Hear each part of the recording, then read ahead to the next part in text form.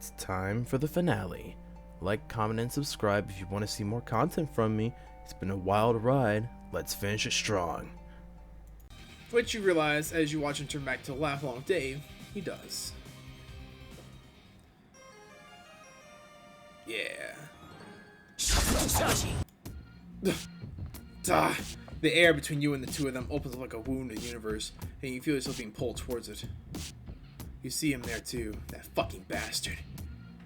As Ultimate Dirk pulls you through what you can only conceptualize a tear in their narrative, you turn to look at Dirk and Dave. This is sure to lead to some bullshit, and you need to confirm that they're still intact. You aren't sure where you're going next, but you don't want them to worry. As the hole starts to reseal itself, with them on the other side, you give them a thumbs up, the universal signal of reassurance that things are okay. You'll be back. Neither of them are strangers to either the intricacies or plot shenanigans, so they return it within unison.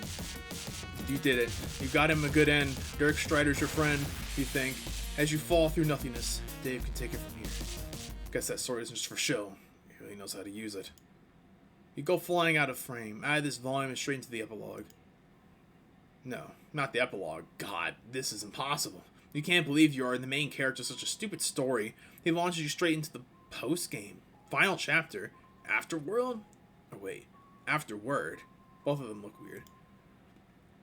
He launches you into the Afterward, which seems to just be that drifting gray place between universes, but this time you aren't standing in the corridor, you're hurling along it like a protagonist-shaped missile.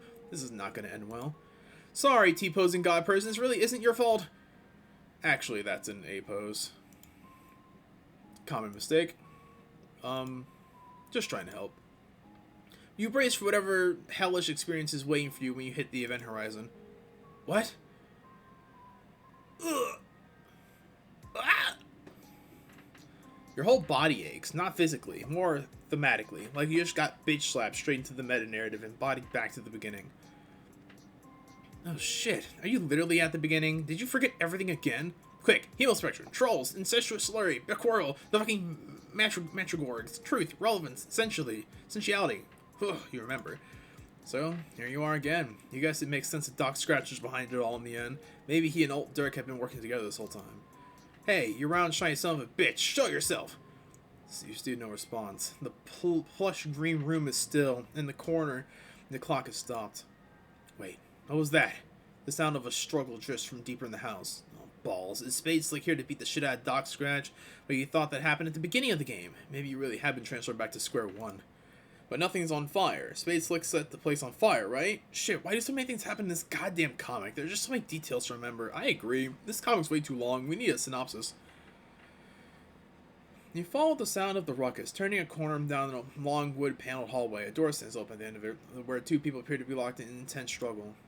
Hey, listen, we can talk about this. You edge coast down the corridor. The mirrors on the walls watch you like eyes. Clearly, I made some bad decisions. I'll grant you that. The man currently hanging on the door jamb for dear life sounds like and looks familiar, but you're actually kind of having a hard time focusing on it. It makes your head swim. Okay, yes, I agree that I need to take a break, but please don't put me in here with that wolf head. It's out for my blood. I don't know if I can hold it off for long.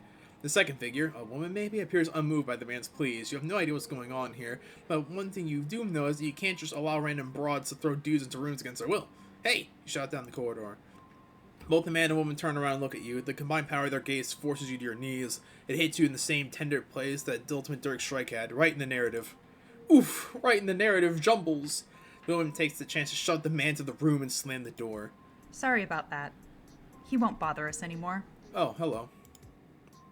The sound of her voice vibrates all the way into your skull. I didn't know there was voice acting. Hello. Oh, was she the one who was doing the A pose? Well, now she's T posing. She's the one who's been doing this to you, who's been stopping you from going back to visit your friends, who's been impiling you, just like Doc Scratch did. Oh, come on. I'm not that bad. At least I hope I'm not. By the way, unmute me if you haven't bothered to already. I hear you, lady. I think I need to pause the recording because I think someone's calling me. One sec. We'll be right back. I have returned it. Hello, hello. So, what was going on? This lady was talking to us. You are unmuted, indeed, indeed. The music in this section rules. Okay, let me turn it back up. It is nice, calming. Alright, what do you want? Besides, voiceover in Ren'Py is extremely annoying. Did you know you have to save every line as a different .ogg file? I didn't even know what a .ogg file was until our programmer explained it to me. Actually, wow, this is a huge pain in the ass. Let's go back to text only. Epic. That's better. I'm the one who has to read it now. Thanks! All of that, it's like, anyways, go back to messing with your own voice. Appreciate it. You're falling to pieces. Every part of your body is literally sliding apart and falling into the others. It's like being hit by a horse juju. Your corporeal form is not meant for this much meta-narrative bullshit, but you just aren't made for it. Come on, you're fine. She pats you on the cheek and suddenly it's true. You're fine. She made it so. She must be magic. Not quite. Get up, King. You do so, slowly. For some inexplicable reason, you are more scared of her than you've been of Ult Dirk, or Doc Scratch, or anyone else. You have a feeling that she might be the real danger here. She laughs. It's not a villainous laugh, but it's not exactly a nice one either. I guess that's fair. I'm definitely not a hero. Or maybe I am a hero, and the dude I just shoved into that cupboard with the wolf head is a real villain. Or it's the other way around and the evil has triumphed. You tell her that you don't remember her from the comic you read. Yeah, you wouldn't. You don't worry about it. You can call me the director, and you're right, all this is my fault. All of this? Yeah, I'm the reason you couldn't reach your friends, and I'm the reason your memories got wiped. What? Why? Why would she do that? Because I wanted to try something, and it wouldn't have worked if you hadn't gone in with an open mind. Could you really have made friends with any of these kids had you not known that they'd been waiting for them at the end of the line? Your snap response is an overwhelming yes, of course you could. You can make friends with anyone, but you know deep down that it isn't true. Could you really have looked John in the eye if you had seen him get gored by a video game monster and then lose his virginity in the back of Dad's car before literally dying? You could have talked to Jade like a normal person if you knew she was going to grow up to be a half-dog goddess. You could have resisted throwing Rose and Connie together. Could you have resisted throwing Rose and Connie together the first chance you got? Could you even handle becoming friends with Equius, Nepeta, or Fefri, knowing what was coming for them? God, could you have stood to be in the same room as Gamzee or Aridin? Right? Making friends with people when we know how their story ends isn't something we're equipped to do. It's like meeting a celebrity. Hard to be normal. You tell the director that you don't think of any of this as very normal. She laughs. Yeah, you're smart. That's why I liked you, MSP reader. Who? That's not your name. Your name is... Hey, come on. Leave something for the sequel. The truth is, I used you, and I'm sorry for that, but I'm also not sorry. Because these kids were born to suffer. That's what they're for. I know that sounds harsh, but it's true. Destiny wrapped its thick, inky tentacles around them and pulled them into a story without happy endings. But you changed that. You gave them a chance to grow up. What? Wait, you did that? But you remember the other story, the real story, the one that just ended with everything falling to shit. Are you saying all that didn't happen? No, it happened. Well, it didn't actually happen because none of this is happening. Creators all the way down, and such like. But you made this story, and nobody can take that away from you. Oh my god, shut up! I can't handle this anymore. The director looks for the first time, just a little bit worried. She covers it up quickly, however, and regains her placid stance of neutral indifference. You want a real villain? This guy right here. This is so fucking stupid, even for all of you. I'm aware of that. How dare you? You're gonna lecture me on audacity? Come on, man. You're not even real. And yet you keep talking to me. Wow, you feel like you shouldn't be here for this. Possibly? You always feel like kinda awkward when authority figures fight. I'm not here for her. I'm here for you. We weren't done talking. Then why did you cut the damn UI in half? I got a little overzealous. It happens. Sorry about that, by the way. You shrug. Whatever. You've had worse. Still, you don't feel very well disposed towards this guy at this point, knowing all the garbage he's done and will probably keep doing, although you aren't sure if the director is any better. I'm much, much better than him. See? See what I can do? Can Dirk Strider do this? Can he talk with an actual human voice? I guess not. Get fucked. See? Come on, you're at least a little happy to see me. Stop flexing at me, I have a wife. For a man so devoted to swords, don't you think it's going against your character to have such enormous guns? What, these? Oh, they're not mine, just an artifact of the medium. Oh, I'm not actually this buff, by the way. Someone just drew me like that. It's weird, don't think too hard about it. I'd say thanks, but I feel like you all got more out of it than me. Oh, damn. Shots directly fired. Stop flirting with my audience, you anime-ass motherfucker. Hey, you're in charge. I wouldn't look like this if you didn't want me to. Actually, let the artist have a lot of creative license. Nice evasion. Shut the fuck up. Okay, this bullshit doesn't matter. What does matter is that he directs his anime gaze back at you. This isn't just about Dirk anymore. You're zapping around and ruining everything. I seriously can't even begin to unravel the utter saccharine shit pile you created. You have absolutely decimated everyone's character arcs and motivation. Seriously, Aridin got a gender arc? Come on, man. There's actually plenty of seeding for that storyline in the comic proper. Aridin's relationship to femininity is really... Do you realize what you've done here? You completely stolen their destinies from them. You guess you did. But now they got a chance to be actual teenagers and grow up in a world that isn't trying to murder them constantly. Well, Alternia is still doing that, but at least they won't be in a hostile video game environment. You've ruined them. But they're happy. Happy people don't get stories told about them. That isn't true. That can't be true. You look to say the director for help. Surely she knows what to say. After all, this happened on her watch. She isn't looking at you. She's looking at the ground. She knew what she was doing the whole time. She knew how it would have shaken out. When were you planning to tell them? I was getting there. She knows that the prince knows what he's talking about. Nobody has thought more about causation narrative flow than he has. Fuck! You shake your head. For a second there, felt like things got a little screwy. Hey! She claps her hands in his Ultimate Dirk's face. Cut that shit out! Leave him alone! And stop wasting my time! She sighs. Fine. She appears to gather herself, folding her hands in front of her like she's about to recite a poem. This has been a really interesting experiment, and I'm glad we got to do it. I've definitely learned a lot. But, look, I need you to go back and give that beta to John. Because without that, they never play the game. The story never gets told. You never read the story. You were never here. Wait. Isn't this just another timeline? A Doom timeline, or whatever the fuck. The director shakes her head. No, it's a retcon. What you'd be doing here would be turning the Alpha timeline into a Doom timeline. And since the story has technically ended and started again, and then ends, and then ended, and then started again so many times, switching tracks at this point would corrupt it beyond recognition. You would cause a paradox so catastrophic that it would literally tear the multiverse apart. You mean, like the Scratch? Worse than the Scratch. This would be the Blackout. Utter ruin. But, wait! You already threw the beta in the goddamn sewer. Shouldn't this have already happened? This utter ruin? No, because you still have the power to go back and change it. If you decide not to act, then we have to worry.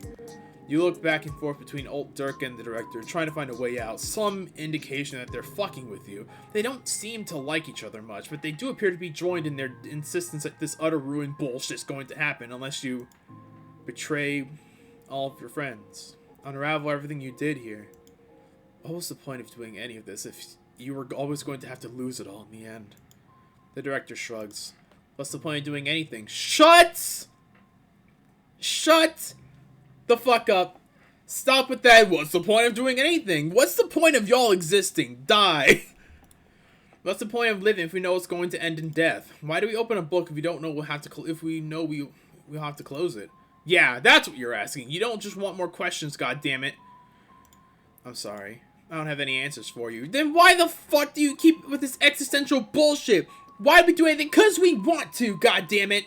None of this, like, why was even the point? There's a little thing called wasting everyone's fucking time. And you have wasted mine. Just an option screen. What a crock of bullshit. This is gone. Don't. Oh. I guess it happened. Okay, I guess I gotta Man, I gotta betray my friends. The game fucking closed. Fine, bro. I guess I ought to betray my friends. Ain't that just a fucking bitch? If I don't do it, the game will close. Guess I'm forced to.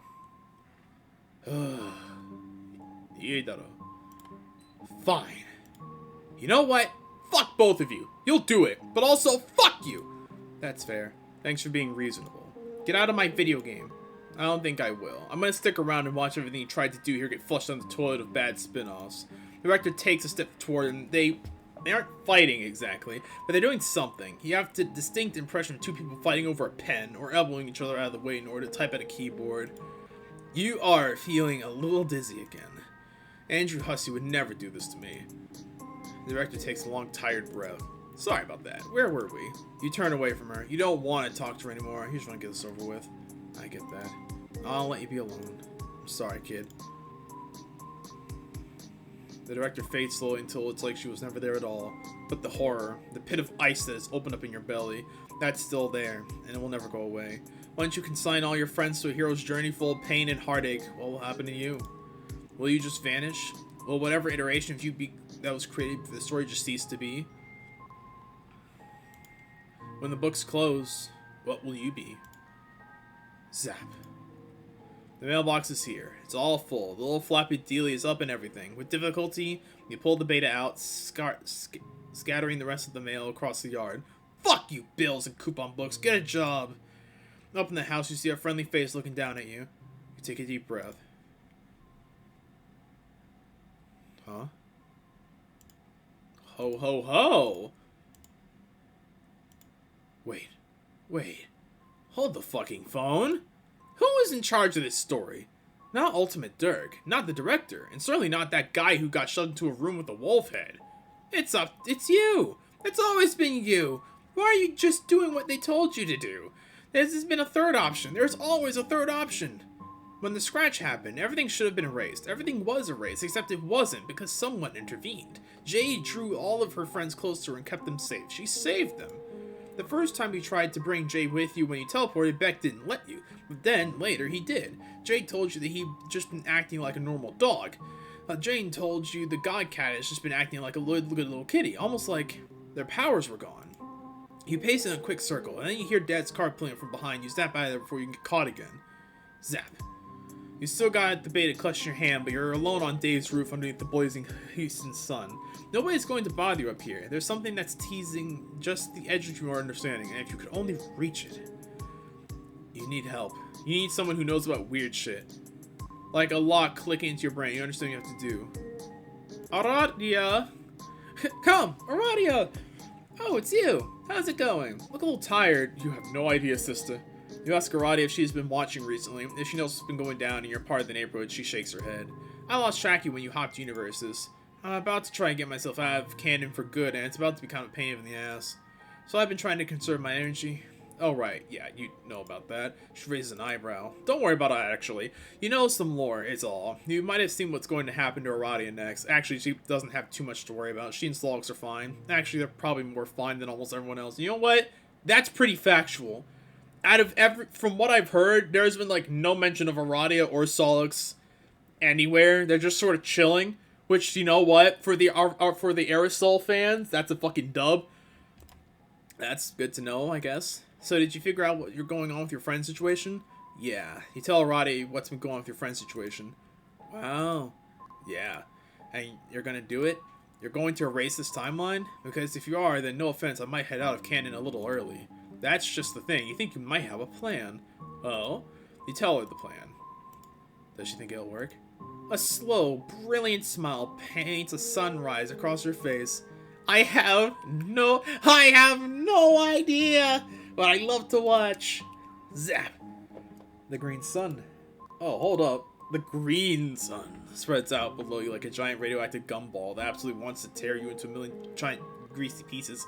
You can feel it tugging at all of your organs, twisting up the words inside of you, making a mess of themes, dragging motifs, screaming to the surface. This is the single largest source of raw narrative mass in the multiverse, and it should be killing you. Do you actually need me to do anything? You sort of just wanted her to vibe here with you in case you die. You don't want to die alone. That's fair. Hey, if you die, I'll pick up your bones for you. Thanks, Aradia. She a real one. You a real one, Aradia. She smiles. See you on the other side, you say. You're not sure who you're talking to, but you're guessing this is going to be pretty bad. Zap. It's not bad. It's not pain, exactly, because when you're inside the green sun, you don't think you have the nerve endings anymore. You're just a consciousness floating in the miasma of causation. You aren't sure how this is supposed to work. Should you maybe start thinking about your friends like you're in the animes, drawing strength from the power of your social links? Alright, nice, Persona. Let's see. You think about John, Rose, and your good friend Dave. Fuck! Ouch. Thinking too much hurts. You aren't going to be able to count on anime cliches for this one, you guys. So you don't think about your friends. For once, you think about yourself, the impossibility that is you, protagonist, reader, carrier of the story. Maybe not every story, but this one. You have been erased so many times. You look across the rise and fall of the story and see just how many mistakes you've made. All the times you've broken your friends' trust or betrayed them, or hell, even killed them. You reach across all those yous, your what-ifs, your do-overs. You let the blazing energy overtake you. You open yourself up. And everything goes green. And you better be on your best behavior, Orphaner. This partnership is gonna work out. Forget this guy, Vriska. We can do this ourselves. Could you at least give the guy a chance to respond to a couple of... What's that? Come here, kitty. I'm home. The pizza in this cave is far too small for someone with a height as strong as mine. Pounce? Aqueous, what's that? Anyway, that's why I don't eat corn dogs anymore. What the fuck? Is this a normal future thing? Earthquakes and shit? I guess that's a normal whatever thing. We don't get many of them in Houston. I don't think that's an earthquake. Autoresponder? No seismic activity detected in the area. So you're telling me I wrote this? In another history? Yes, as far as I'm aware. Incredible. It's very boring. I think it's brilliant. I mean... Sorry, y'all. We're interrupting your lesbian times for relevance. The green sun pulses around your slowly collapsing being, and as you feel it subsume you, you feel yourself unspooling, swallowed in light. You think of how you came to be here, where you are right now, and the choices you made along that path. What are the odds that the you that prevailed in this one is probably something that could have been mapped out, but you're too busy eating the fucking sun with your whole body to figure it out. Instead, you sink into the feeling of connections that hold you together. The bonds you created are threaded in through your arms, and your belly, and your heart. Your body is nothing, consumed by flame. And yet, you feel yourself start to become sap. The mail goes into the box. Okay, get ready. This is the best part of the movie. All the classic memes come from this part. John, every part of this movie is hot trash. Aw, it's not that bad. I want to see the guy put the bunny back in the box. This movie's so bad that the trolls are approaching your neighborhood. It's too late for the human race. Darkness seizes this timeline, and in the distance, you hear what might be cracks, splinters through space-time. Reality is compressing and falling apart around you in a cacophony of breaking glass. All of your friends, all their dreams rendered away to nothing. All of it unraveling. No. No. It doesn't disappear. I don't let it. I am bigger than this story, but I am also inside the story, so I gather it up and I keep it close to me. And as soon as I remove it from causation, it's like it never happened. I take the timeline and I lock it away. That's what it is. It is a locked timeline. I am its guardian. Its first guardian.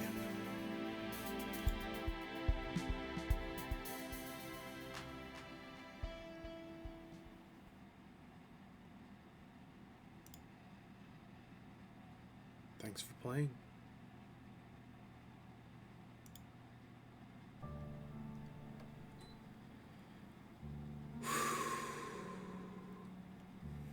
Wow. That is Pesterquest. That was fun. And that was a good little ending. Interesting, and and as usual when it comes to Homestuck, kind of up its own ass. That entire, last, 40 minutes, I just sort of wasn't sure. But I feel like that's a good note to end it on.